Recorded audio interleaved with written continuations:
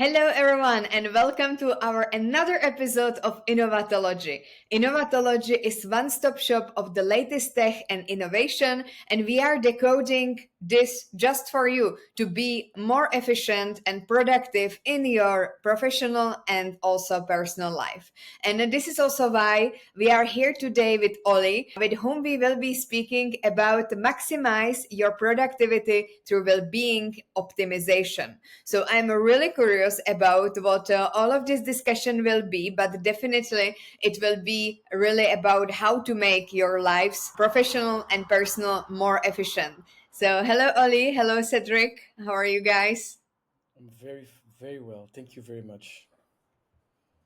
I'm very Nice. glad. So can you please introduce yourself to our audience more? What you are doing, what you are up for right now, who you are?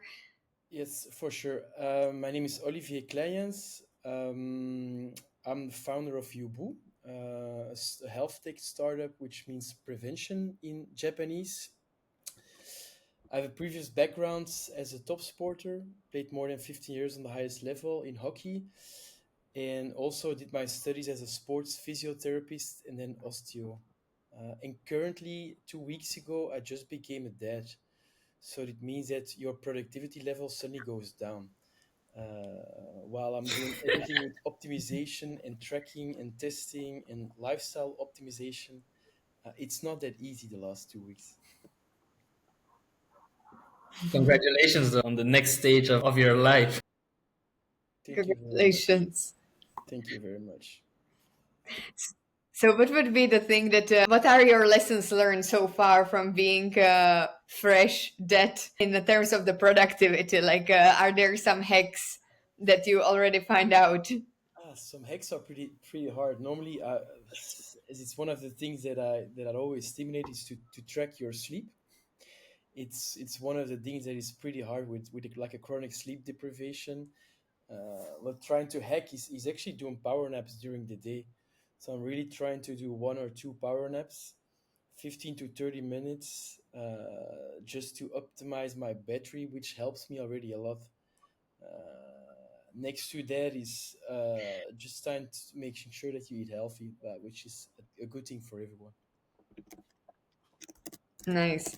For me, power naps doesn't work at all. Like every time when I power nap like for 1 hour, 1 hour, 1 hour and a half, and then I feel like super dead.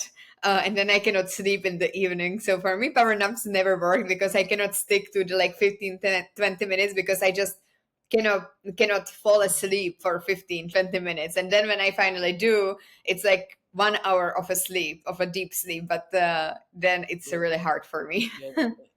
I was already gonna say that when you do it for 1 hour, because if the sleep it always goes through different stages, so it means that when you sleep for an hour and a half, you suddenly go in that deep sleep, which people love because it's recovery phase. But it means that you're super tired the first hours after doing your power nap, which is not gonna really help your productivity. But it's true that it's not that easy. But there's a lot of people that actually start doing it, which is it's very strange in a company that people do a power nap. But on the other hand, for example, in our company, we do it quite a lot. It sounds a bit funny that someone is suddenly sleeping for 20 minutes. Well, if it helps the productivity, why not? Not sure if it's just How does it actually work? how it's work. Very simple. No, Yeah, normally, because I don't have it here, but I would just wear a sleep mask. I put some on Spotify some binaural beats just to get a little bit in the flow. Put like a timer, put this one on, and just listen to it. And even on my chair, and just take a rest for 30 minutes. Which it might seem a bit odd when you're working in an environment with more people, but for us, if we are a little bit like a health company, it's not that weird. I can imagine in other companies, if people would be sleeping around 1, 2 o'clock in the afternoon, it would be a bit strange, but it makes sense. You've never tried it? it's very curious. I've never tried a power nap. I think I've only fallen asleep, but I've never tried to consciously do a power nap because I also wouldn't know how it works in the sense that if I would try to spend 20 minutes to do a power nap, then I would spend 20 minutes thinking about, okay, how can I get into a power nap stage? I think that it's You know, like my depends on brain the would still be individual. active. For sure, you're not gonna go into that deep stage, which Marie actually explained, which she probably goes which is almost impossible. But it's just it's putting yourself in a state of I'm trying to get really like a full rest for 20 minutes. And as I said, like even you can do it in your bed, but when you're not at home, even do it from your desk and on a chair. It's even perfect. Just put your chair a little bit backwards, you relax, then you put like sleep mask on, which is probably the most easy thing to do. Put on a Spotify like binaural beats, and you get into like the sleeping stages, and then you're fine. Shouldn't be that hard. Okay. Did it ever happen that somebody slept more than like 20, 30 minutes in the company? You know, that like somebody No, like me who would just like try and then no, like fail they're, or worse. they're too afraid. And also like just a small tip is when you put an alarm, I always put it on 30 minutes max, because otherwise it might actually happen that you actually go into that in that flow of sleeping more than 30 minutes. So it's also one of the things that happen.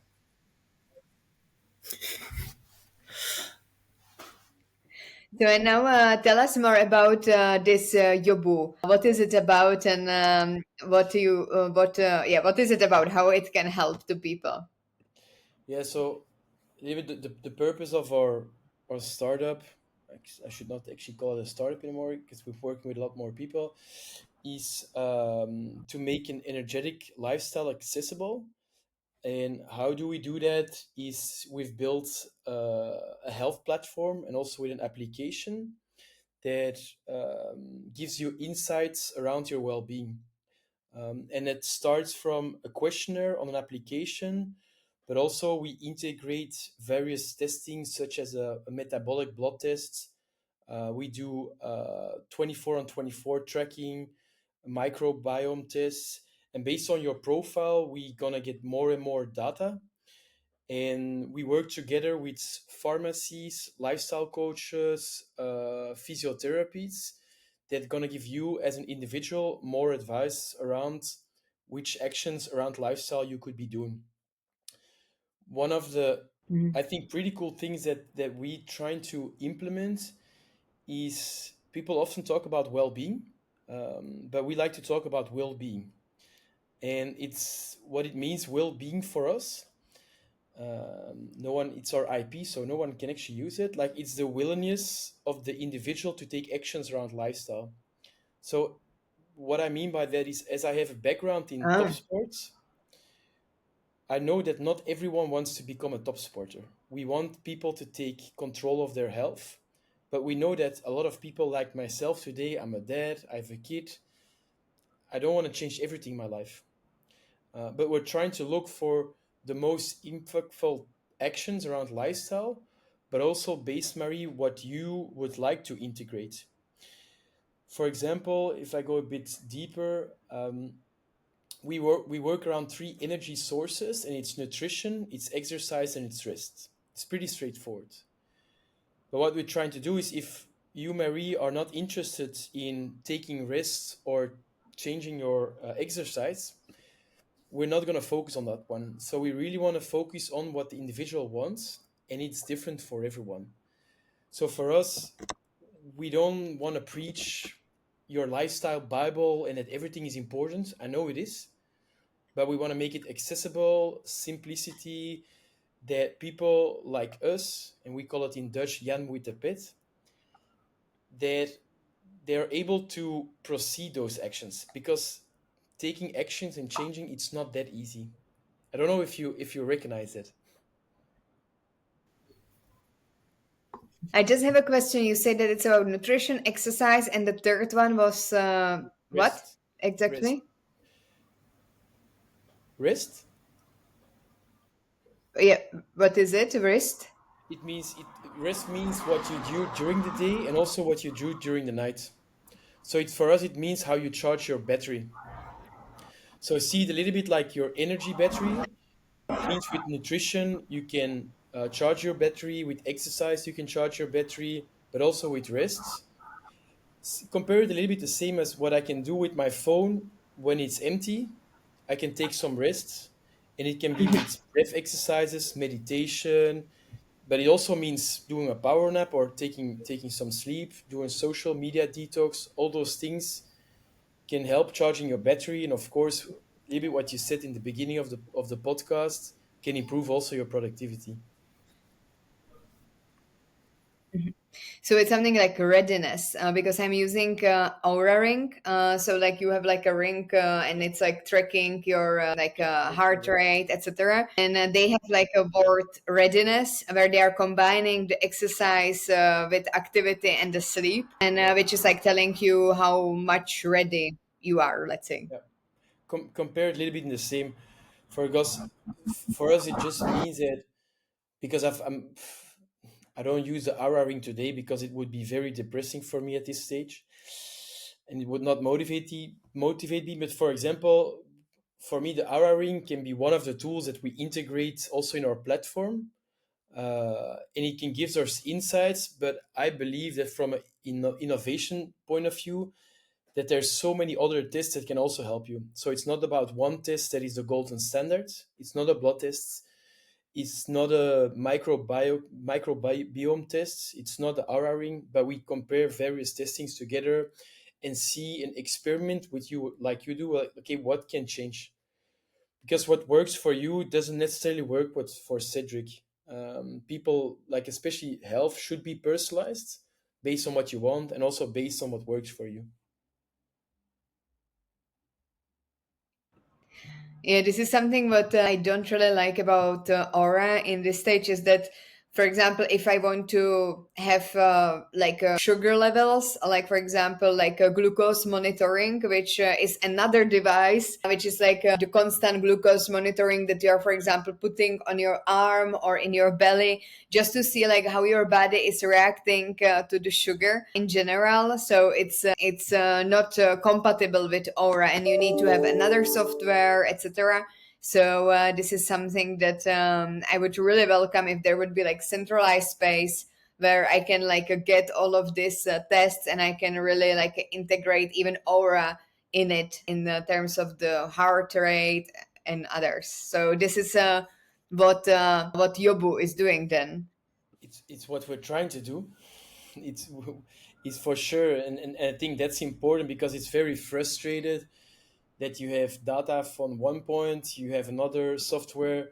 So for us, it's really trying to integrate as much as data points which people want to do, because I know that not everyone wants to have a glucose monitor, but there's some that like to experiment with it. So for us, it's also about getting the data together and then trying to see which, based on AI, which recommendations we could give.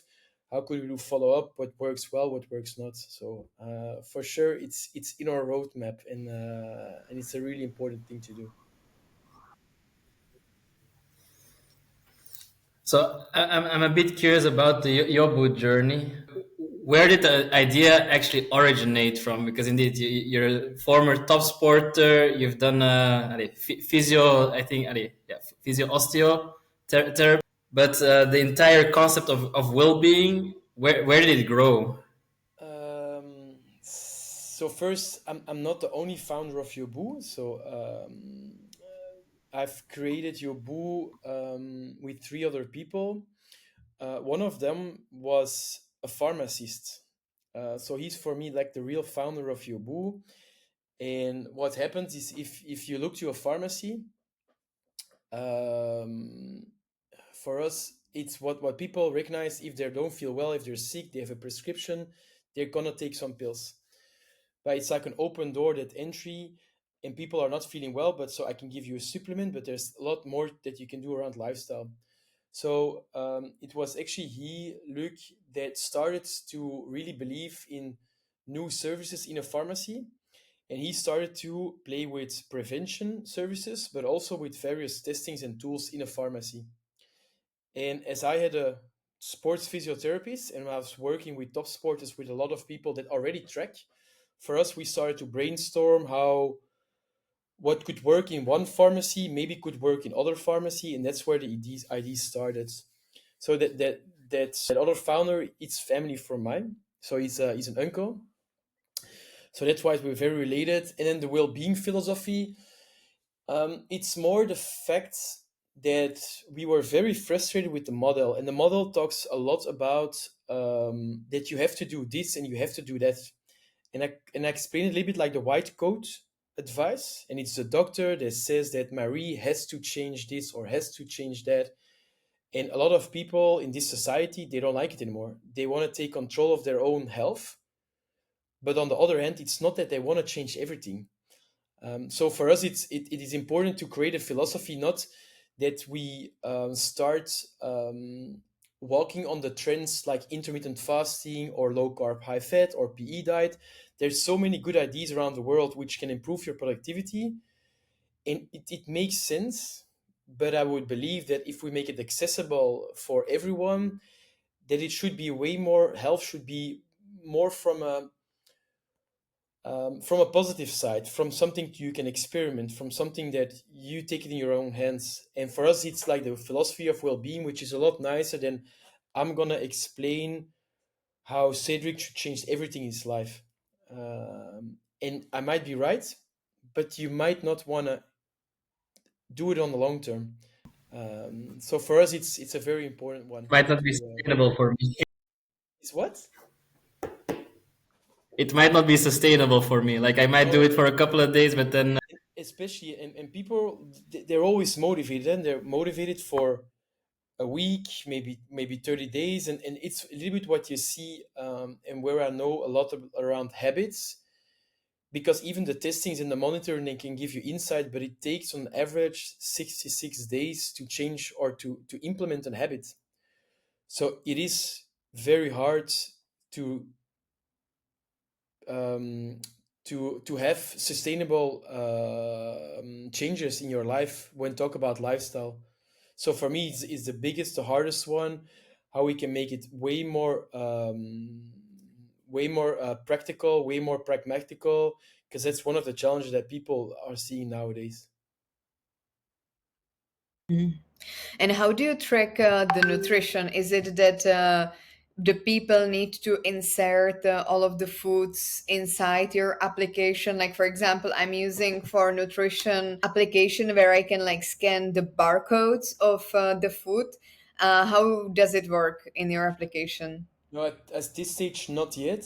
So what we do, it's more review feedback. So on a weekly stage, when you start taking actions, that we feedback or ask feedback around the actions that you've chosen, around your energy, around if you're still motivated or not. So it's also for us more a behavioral change app. But on the long term, we will add the fact that, for example, your glucose monitoring that you've talked about, that we can track way more your aura, that all those things will be fully integrated, and that we will compare the actions that you've chosen with a coach, that we can track it on various ways. I have no question about the innovations. So you said that you are the. I don't know if this question is like the best for you because I see you in the company being like the top sport person, knowing the physio, etc. Then you have the second person who is more in the pharmacy, and then the third person who is the third person. What is the focus of the third person Strategy exactly? advisor. He's looking more like a strategy Or, advisor. So go and look to macro and my trends. question is Okay. regarding the artificial intelligence. So, how do you actually incorporate the AI in your application? Do you use GPT, ChatGPT as a model, or have you developed your own customized model, or how this work in your application? It's a very interesting question. It's a hard one. Huh? Yeah, this is not No, sure no, if no, this no. is exactly for you. It's very Maybe I interesting. should call. It's very interesting as we're proceeding on during in that direction. There's a little bit two ways. So first, we've created our own algorithm and based on the questionnaires, and we're creating a sort of like a recommendation engine that's going to give you advice around which tests you can do, which actions are relevant, and it's like a self-learning recommendation engine. In second stage, what you are saying is what we would like to create and we're in the process of creating it. It's a little bit your well-being buddy is the one in your application that's gonna help you out with those obstacles, which you're gonna perceive along those lifestyle changes. So it means that we'll train it how to develop and be in interaction with you, Marie, and trying to give you personalized advice around why it would not be that easy to change your actions. What do you need? You need more support. You need more motivation. You need more recipes, whatever. So we're like we're building now a little bit like the whole framework concept, which we're gonna test in a pilot in the next month. But it's a big one on AI. I also had another seminar yesterday about AI. That's also why I laughed, because AI is a very big word, and they were saying that it's you have so many different insights of AI and how can you use it, and it's not always that clear for people. Is it just ChatGPT? Is it recommendation engine? But for us, in first stage, it's recommendation engine, and based on then, it will be really like a sort of like a buddy via probably ChatGPT that we start to train about to help you. Not sure how you So look it's at it. like, for example, these like, yeah, like AI. I know that there are like AI psychologists which are helping with mental health. Like that, for example, if you are feeling like not really well, but if you need to speak with your friend or relative and they are not really available, there is like AI psychologists who can be like available for you. So I can imagine this also for your application that some Really people can just ask what is going on. compared really in the same way. I think for psychology, it's easy because it's very straightforward. You have a mental problem, and for us, it's more your AI lifestyle coach, which we want to train from certain principles like our philosophy, how we look to making changes, and so yeah, exactly that way. Uh, you can help us out with that maybe. Nice. And have you been thinking about using Yoboo for like governments and like going more in the system in Belgium, for example? How do you mean in reimbursements or in or just in society? Yeah, like I think that the reimbursements works probably for Yoboo because I know that, for example, Partena Mutualité can reimburse like Strava and stuff. So probably Yoboo as well, but somehow like collaborate with the health institutions or with the government or even like apply to some innovative solutions in health, etc. So that there is more spread around this. Good question. Yes, we are speaking with a lot of parties, from mutualities, also from insurance companies, also in hospitals. Not sure. Actually, I did not say it in the beginning of the podcast, but we also Yoboo had a or Colruyt Group, which is quite a like a famous brand in Belgium. They participated 1 year ago in Yoboo. So it also means that, for example, on the government level, we really needed some big players to push a bit more towards health, society, prevention, where it's going. So also we work together with Colruyt Group to have a big impact on the societal level with Yoboo. So there we're working also. But for example, what we're trying also to do with Yoboo, not sure if you know Colruyt Group well or not, but there's, for example, a lot of companies also in Colruyt Group, such as Foodbag, which is biological food at home delivered. So for us, it would be really cool to have testings data, dashboarding, an application helps you.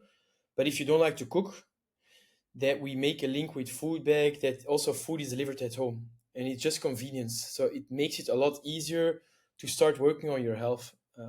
So we're building bridges between those companies on the future, also with Colruyt Group, to make sure that we're not trying to do everything ourselves, but we link with other companies.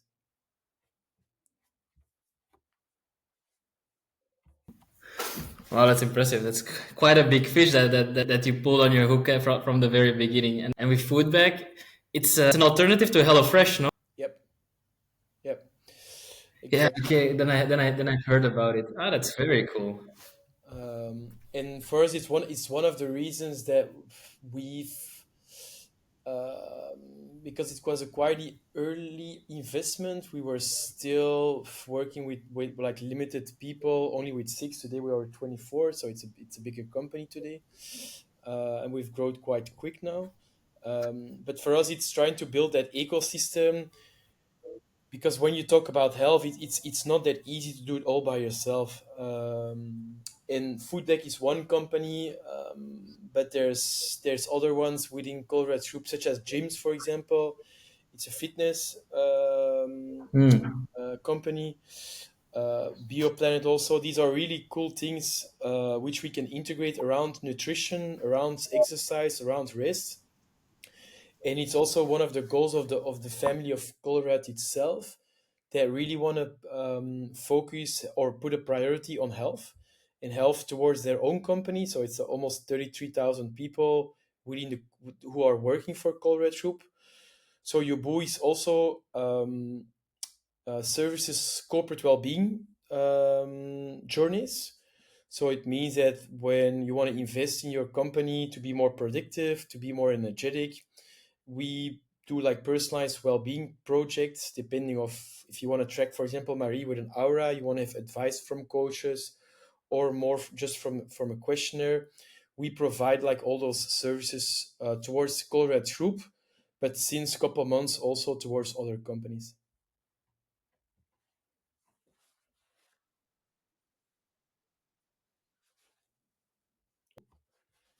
She left. Did Marie drop? No, I think she probably pressed the wrong button. Well, there she is again. You, you left the Yes. podcast for a second. Sorry for the interruption. Yes, I just had one more question, and it was actually my internet connection that kicked me off, and now I'm on my mobile data. But my question was regarding the beginnings of your software. So, how did you meet with the people that are currently like collaborating with you, and how did you like start it? Because being the business owner, I know how difficult it is to actually come up with something meaningful that looks like a final product. So how did you start it with this? So we started Yoboo with four people, and to be honest, it was at a restaurant. There was no business plan. There was no big concept validated. It was just it was a technical person, me as a top sporter, another founder as a pharmacy, and then the strategy. Just sat together, and we sort of had an idea. It works in one pharmacy. Why not bring it towards the outside? So I think the lesson that I've learned there is we just started, and we started from building an MVP product. We were a little bit lucky that we were still working, so we could work on the pilot itself. And just at some stage, we launched the MVP product.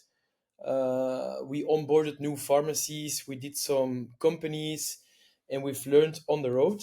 Learned on the road in a startup. It means also it's a roller coaster. So it sounds quite easy now, but we've had to learn a lot. We've also, I think, how to say, like we also went against some walls. So I'm not sure how to say that well in English, but it's with ups and downs. But the best thing to do is you have the best business plans, and you have the best people, the consulting people that give you advice. If you have an idea, just ask some people advice, trying to do like a MVP product and just start. And it's also where most of the founders of a startup said, where did you learn the most? Bootstrapping, and just go very quick, trying to learn as much as possible.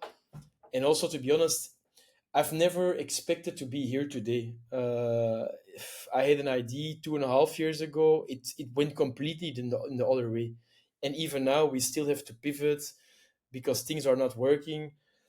So for us, it's more about being very critical of what you're doing, trying to be as efficient as possible, and pivot when things are not working. And were you seeking also like investments at some point of the time, or it's like self-funded But software? no, but because we have a big participation with one company, so it means that it will also be the only investor for the future. So based on our business model, we have a budget to start growing. It was different in the beginning because we also did a pre-seed round in a subsidy file before. But at this stage, we're for sure not cash flow. From a cash flow perspective, we're not doing well because we have to invest quite a lot in the platform, in the application. We've talked also, Marie, about the AI. All those things, they're very nice, but they're very costly. And that's also why I'm And pretty what is happy to this, have an investor like Colruyt Triple. company that you have boarded? It's a Colorite group the beginning, or there was a different company at the beginning? We've But had some early smart investors. So they were not yet in the company. So the way it works, it's with convertible loans. So these were a little bit the early believers, let's say friends, fools, and then some smart investors within the pharma market, within the healthcare market, people that were there from the beginning. But once Colruyt Group actually entered Yoboo, we also said goodbye to those early investors. So far, it's only still the founders that are still there, and also Colruyt Group as a big investors, and also will take a major role in the future for us. So it super also means that impressive. probably there won't be what? What do you mean? Super impressive. I really like your story. It's really interesting how you have made your journey and how have you made actually. Uh, I will say that it's a very enjoyable journey, but I would recommend it to barely anyone, which is a bit Why? strange.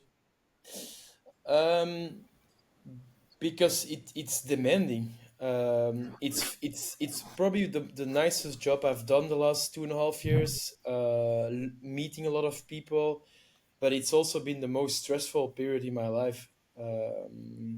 It means you have to seek investors, you have to have a good product market fit.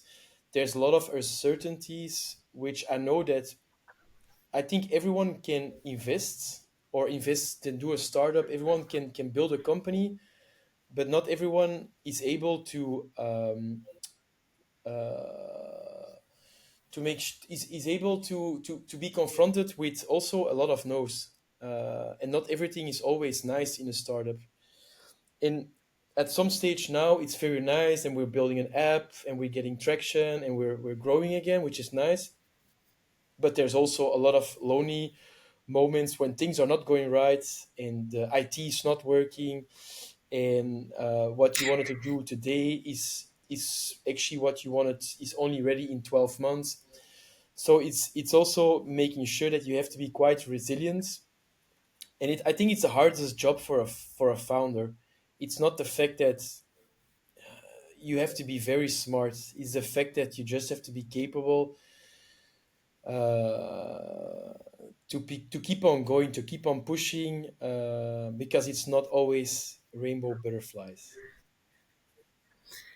Did hear your background and your experience in top sports help you?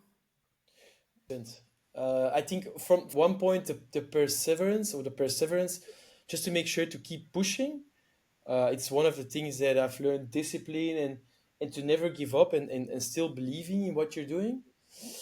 I think a second thing, what's helping me right now is if as the team is growing, is to create a culture and a mindset within the team, to understand how it works, and to understand that trying to get 24 people in the right direction.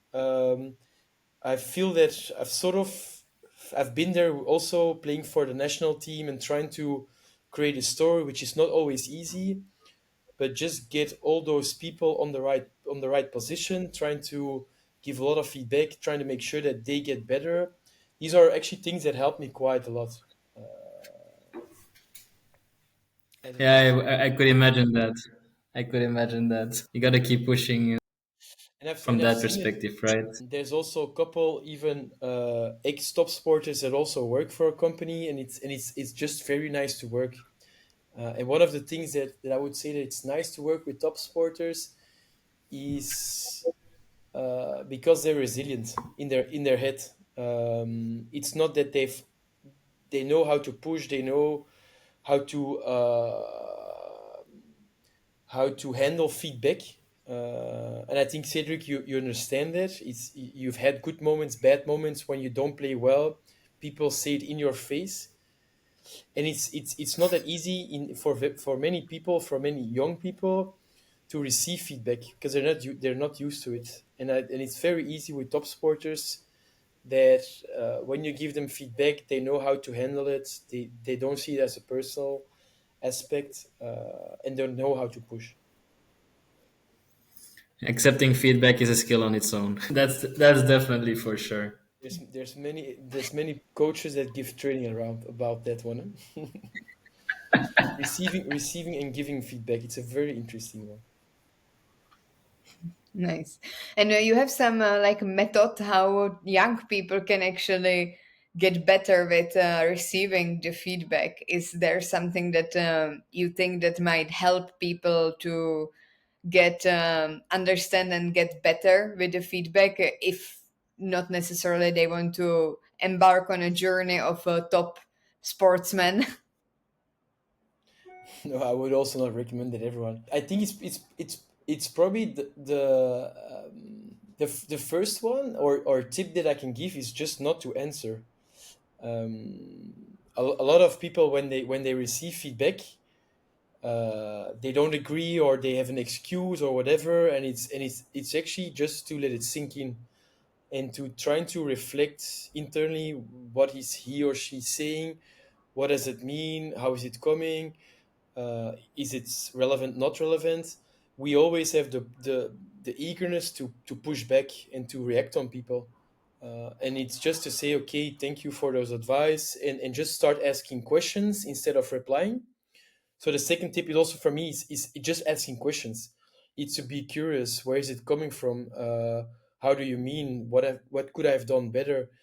And for me, it's just important that you don't always go into your self-defensive mechanism. Like it's not my fault. It's someone else's fault. No, just take it, own it, and trying to understand what the individual is saying. And if trying to understand and not replying, it's already the best advice I can give. That's a really good one. I actually had similar situation recently where I really like hold it, but I don't know. Like when I look at like I think it also depends on with whom you are speaking and if you can take the constructive feedback from that exact person. Because sometimes we are also receiving feedback from really bad people in the aspect that there is a lot of jealousy. There are like people who may not wish you the best in your endeavors, etc. So I think that it also very much depends on who is staying in front of you and if that feedback is very much relevant. Because when you are a top sportsman and you receive a feedback from a trainer, then indeed you have to sink it in, you have to absorb it, after that come back, ask questions. But if you are receiving a feedback from somebody from the audition, somebody who watched you and never actually played hockey, for example, and he's telling you like yeah, you are lazy, you don't know how to play, blah blah blah. I think that there also very much depends who is giving the feedback. And But I understand what you're saying, but even there, Mary, from my perspective, you can also still. It's not about agreeing or not or disagree. I think it's something completely different. Sometimes you can say, well, the feedback is shit. But even if the external people and you ask, what do you mean? What could I have done better? How do you look at it? How do you make your criteria? Why do you think that I've played well? Even those questions, it can soften things out. And it's always on the individual itself what you do with feedback. And of course, I've also received feedback, and afterwards I said, well, that's pretty bullshit. It's not right, but it's not necessarily always finding a way to make sure that I win the conversation. And that's something that we're used to because we don't like it to receive feedback, and it hurts. But just if you see it from a very curious way, okay, why is this individual saying this? It might be frustrated. He might not be a happy person, and it's his only place on a Sunday morning to give feedback to someone else, a hockey player, because the whole week I cannot do anything at home. So even that one, if you see it from a different perspective, it gets a bit funny. Uh, Interesting. My last question from myself is what would you give as an advice to a person who is currently starting with their own business and they are currently like really in the initial stage of, for example, like writing down the creation stage of what the software should be? What would be your advice? I think the advice, and it's something that I haven't done in the beginning, is finding one or two mentors that you take along that journey. And these are not mentors necessarily that you need to pay for. I think there's a lot of people that actually want to help, um, and just people, someone that you can trust, and someone you can discuss openly, and just work together, or once in a while ask feedback to someone that has done it before. Someone not from a consultancy perspective because they don't understand, but someone that has been there from a startup to a scale up, and just asking, okay, is it all right that maybe once a month I can ask you a couple of questions or give you some ideas? You would surprise how much people would like to help. It's not that I will always have the time to do those things, but I really like to guide young people because it's important that they get pushed, but it's also important that they learn quicker in which directions they need to go. And I do understand why, for And example, do you have some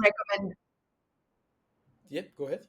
do you have some recommendation where people can find the mentor?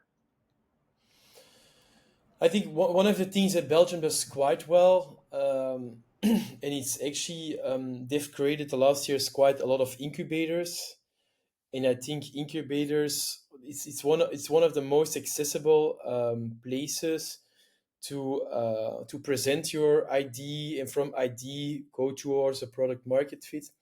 So that's one of the things where you can see a lot of business angels or mentors. Uh, Other ones, good question. Uh, it's not that easy when you're not where you're not in the startup environment, and you're from the outer perspective. You have to try to get in as much as possible and just talk to people. Uh, One thing that I've learned also, um, is that when you're young, and even or when you're young, when you have an idea and you think I should not share it with everyone else because the idea is so good, it's genius. And just one thing that I've learned is to go from an ID stage towards a product market fit, to finding funding, to finding like a really good business case. It takes a lot of effort. So as a young ID, when you have an ID, don't be too much afraid to share it. A lot of the people, they don't have the time, they don't have the resources to pick your ID, because an ID is an ID, and I have 20 good IDs each day. For me, it's more about getting something done, and it's the hardest one. An ID comes when you walk around in the supermarket and you have 20 good IDs. But just making sure like needs to be done to get a good product market fit. So, talking about getting things done, we're almost running into the end of the year and starting 2025. What's still in store for Yoboo towards the end of the year, or what can we expect at the beginning of next year from you and Yoboo? Why? Good question. I think for sure we are at this stage. We have not launched our app officially yet, so we didn't. By the end of the next then this year, we'll launch our app B2C. And I think also for next year we go way more towards our well-being buddy or AI-driven model or recommendation engine. So it's there where we want to really connect way more testings on our platform to make sure, Marie, that your glucose monitoring in your aura is going to be on the Yoboo platform and it's going to be shared.